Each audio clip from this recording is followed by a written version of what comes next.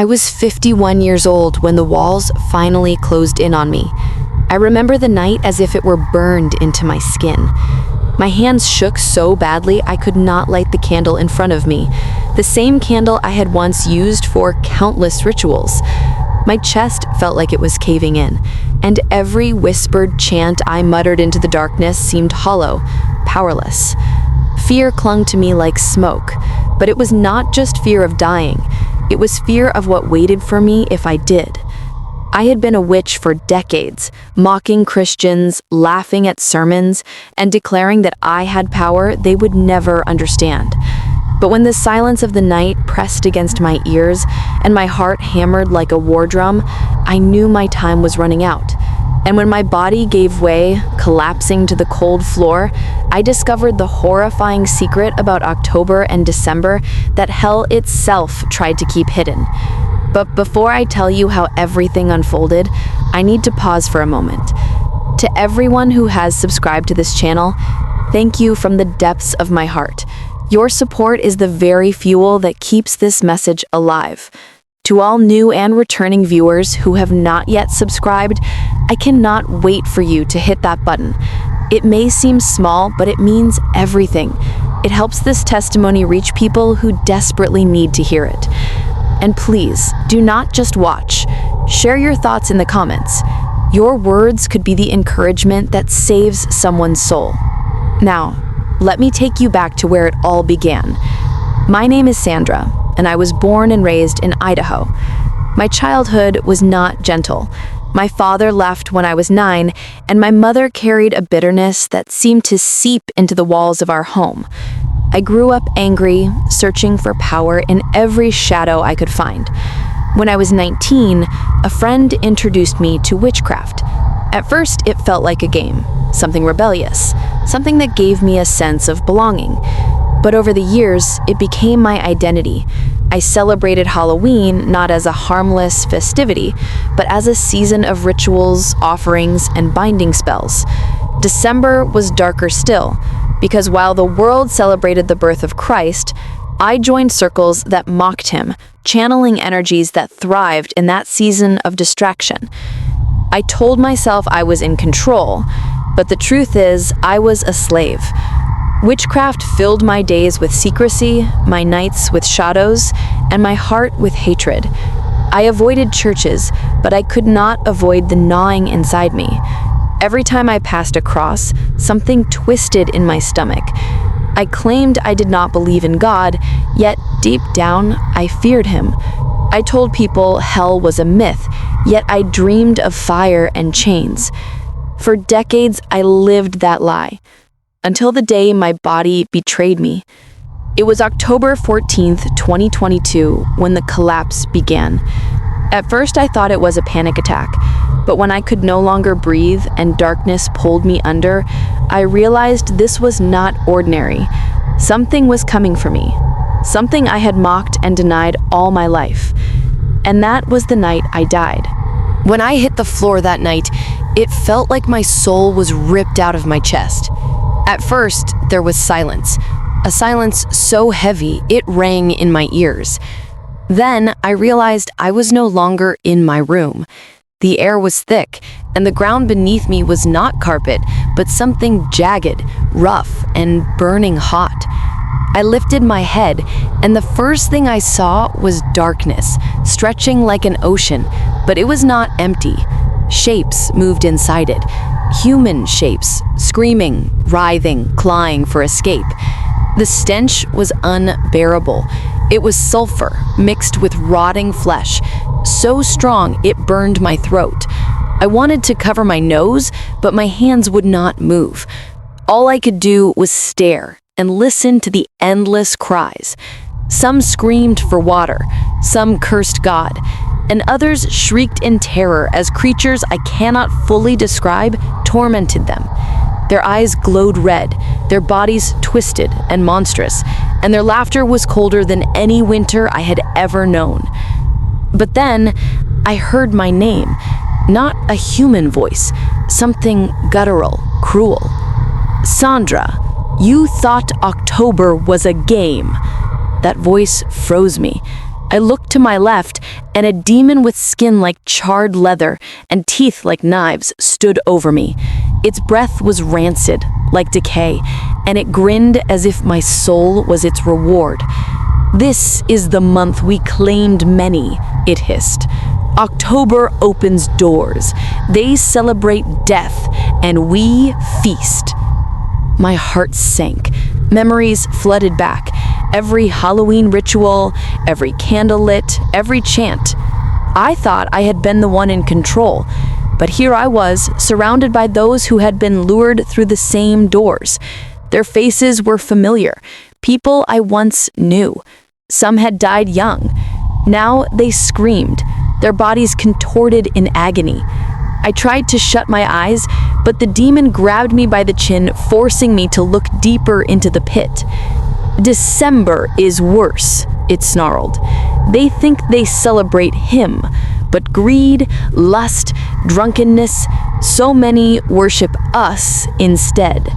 The lights blind them, the gifts consume them, and while they ignore his birth, we tighten our chains." Terror consumed me. I wanted to deny it, to scream that it was not true, but everything around me confirmed it. Souls chained together, dragged deeper by claws, each crying out as flames consumed them without end. That is when I realized I was not a visitor. I was one of them. The ground cracked beneath me, and I began to sink into the fire. The heat blistered my skin, the sound of wailing pierced through me, and I knew this was eternal. My witchcraft, my pride, my rejection of God, it had all led me here. I tried to call out for mercy, but my voice cracked into nothing. I thought God had abandoned me, that this was the end. The demon's claws tightened on my arm, pulling me down, and I felt the weight of hopelessness like chains on my soul. But then, I heard something else.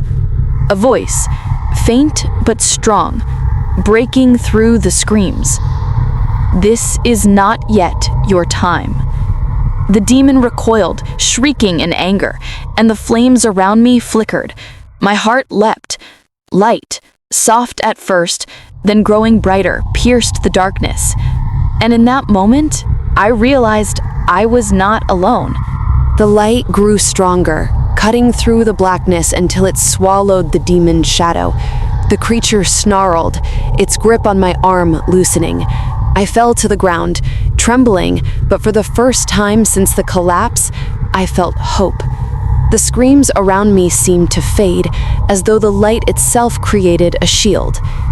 Then I heard the voice again, gentle yet filled with authority, a voice that could shake mountains but also soothe a broken heart.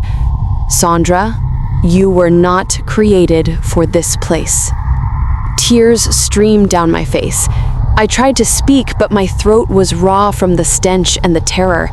The light came closer, and with it, warmth unlike anything I had ever known. It was not the burning of fire, it was love. Love so fierce it exposed every dark corner of my soul. "Lord, is that you?" My voice was barely a whisper. The light pulsed, and in my heart, I felt the answer.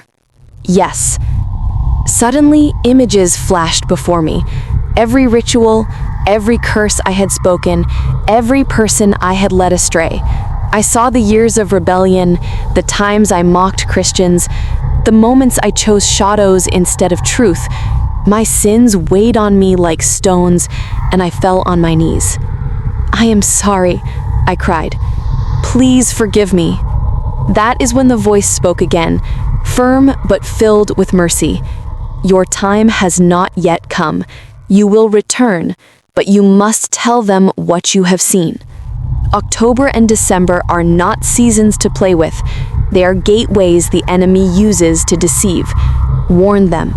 Tell them I am real, that hell is real, but so is my mercy. In that instant, the ground beneath me vanished. I felt myself being pulled upward, faster and faster until the darkness was gone. The screams faded, the stench dissolved, and I opened my eyes to the blinding brightness of my own bedroom light. I was lying on the floor, gasping for air. My body was drenched in sweat, my heart pounding as if it had run miles. I was alive. From that night, my life changed forever. I burned every book, every candle, every tool of witchcraft that had once given me a false sense of power. My friends from the old circles mocked me, some even threatened me, but I no longer cared. I found a church in Boise, Idaho, where I sat in the back row the first Sunday, shaking as worship filled the sanctuary. I wept like a child as the pastor preached about forgiveness because I finally understood grace. I was not beyond saving. The transformation was not instant, but it was real. My anger began to fade, my fear turned into faith. The nightmares that once haunted me were replaced with prayers whispered in the night. I reconciled with my family, asking forgiveness where I had caused pain. I no longer chased shadows, I chased purpose. Every morning, I wake up and remind myself of one truth. I should have been in hell, but Jesus pulled me out. Now I see sin differently. It is not entertainment, it is poison. I see eternity differently. This life is not the end, it is only the beginning. And I see people differently. Every soul is priceless, every person is loved, even those still trapped in darkness. To you watching this, hear me clearly. Hell is real. I smelled it, I heard it, I felt it. But heaven's mercy is just as real. Do not play with sin. Do not think October or December are harmless if you are opening doors to darkness. What feels like a game is a trap. I want to leave you with this. Hell is not just a place for the wicked, it is the destination of the unrepentant. But grace is the gift for anyone willing to turn back to God. And another truth that has burned in my heart since that night: you are never too deep in sin for God's mercy to reach you. My friend, if you are far from God, repent today. If you are lukewarm, wake up. If you think you have time, remember that I did not know October 14th would be the night that I died.